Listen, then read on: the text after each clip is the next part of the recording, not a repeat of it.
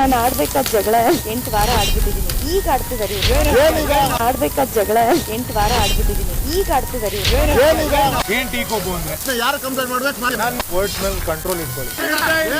ಏನ್ ಮಾಡ್ತೀಯ? ಏನಿದೆ ನಿಮ್ಮ ಮನೆ ಅನ್ಕೊಂಡಿದ್ದೀರಾ? ನಾನು ನಿಮ್ಮನ್ನೇ ಕೇಳ್ತಾರೆ. ನೀನು ದಬ್ಬಕ್ಕಾಗಲ್ಲ.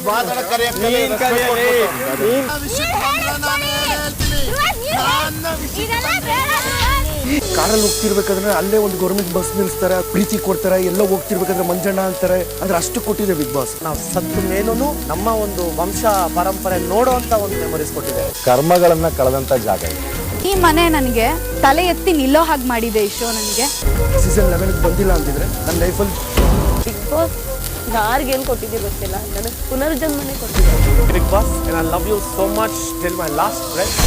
ವರ್ಡ್ಸ್ ಮೇಲೆ ಕಂಟ್ರೋಲ್ ಇಟ್ಕೊಳ್ಳಿ. ನಾನು ನಿಮ್ಮನ್ನೇ ಕೇಳ್ತಾರೆ.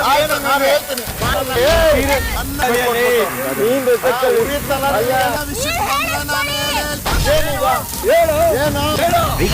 ಇಂದು ರಾತ್ರಿ 9:30ಕ್ಕೆ